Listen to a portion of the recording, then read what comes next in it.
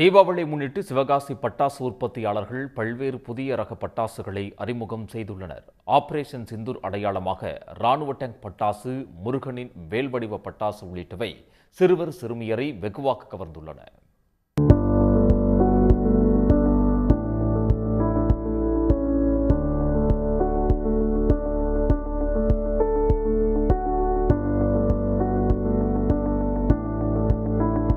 தீபாவளி என்றவுடன் குழந்தைகளின் நினைவுக்கு வருவது பட்டாசுதான்.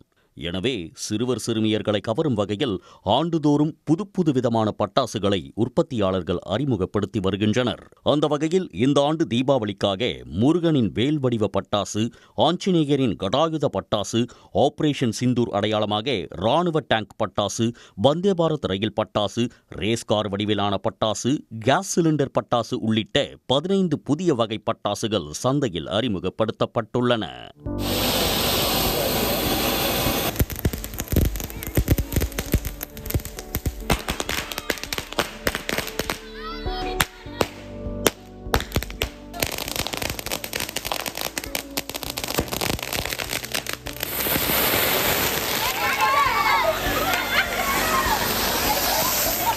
இதேபோல் பழங்கள், காய்கறிகள், பீஸா வடிவங்களிலும் பட்டாசுகள் விற்பனைக்கு வந்துள்ளன.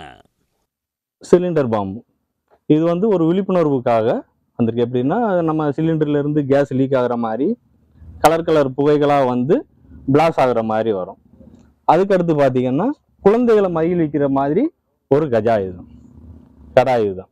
கடாயுதம் இது மேலே தீப்பொறி பட்ட உடனே குழந்தைகளை மயில் வைக்கிற மாதிரி ஒரு வண்ண கலர்ல ஆறுபடை முருகர் வேல் பட்டாசு வெடிச்சு காட்டினாங்க. அதுக்கடுத்து அனுமான் கையில வச்சிருக்க இது வெடிச்சு காட்டினாங்க. அதுக்கப்புறம் ட்ரெயின் வெடி கட்டினாங்க.